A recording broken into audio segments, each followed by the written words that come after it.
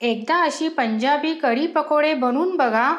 कढी होईल एकदम क्रीमी आणि पकोडे होतील मऊ आणि चव अशी की प्रत्येकजण पुन्हा पुन्हा मागेल. सगळ्यात पहिले आपल्याला कढीचं मिश्रण तयार करून घ्यायचं आहे.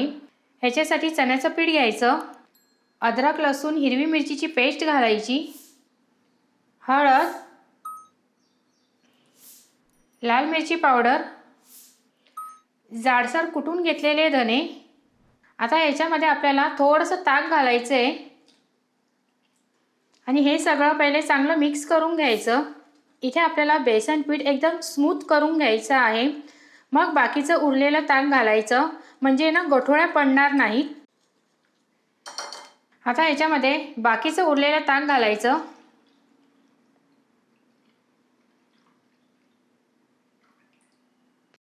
आणि हे सगळं पुन्हा एकदा परत चांगलं मिक्स करून घेऊ. इथे आपलं कढीसाठी लागणारं मिश्रण तयार झालेलं आहे. आता पटकन कढी बनवायला घेऊया. इथे कढईमध्ये तेल घ्यायचं. तेल गरम झालं की जिरं घालूया, मिरी, सुक्या लाल मिरच्या,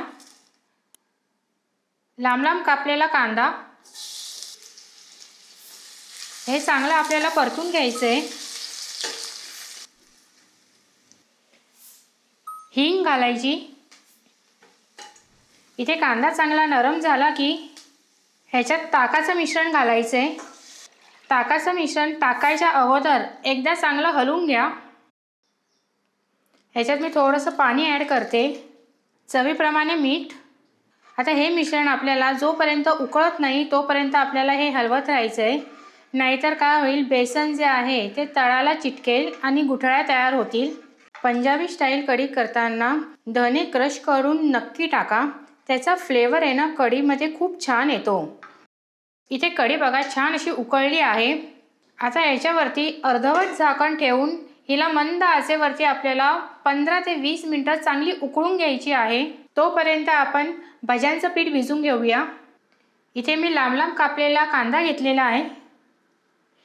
ह्याच्यात हिरवी मिरची घालायची, ओवा जो आहे तो क्रश करून घालायचा आहे, हळद, लाल मिरची पावडर, बारीक कुटलेले धने, अद्रक लसूणची पेस्ट, बेसन, चवीप्रमाणे मीठ. हे पहिले सगळं हाताने चांगलं मिक्स करून घ्यायचं आहे. आता ह्याच्यामध्ये एकदम थोडंसं पाणी घालून भज्यांचं पीठ तयार करून घ्यायचं. हे आपल्याला जास्त पातळ करायचं नाही आहे. कांदा भजीचं जसं पीठ असतं ना तसंच आपल्याला हे करून घ्यायचं आहे. आता ह्याच्यामध्ये एकदम थोडासा बेकिंग सोडा घालायचा आहे. आता हे चांगलं आपण मिक्स करून घेणार आहोत. बेकिंग सोडाचा वापर एकदम मी थोडासाच केलेला आहे.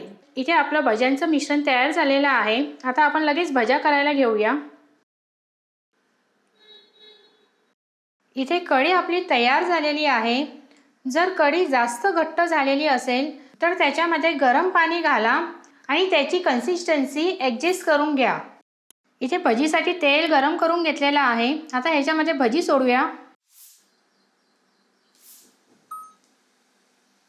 इथे भज्या आपण मध्यम आचेवरती चांगला गोल्डन कलर येईपर्यंत तळून घेणार आहोत.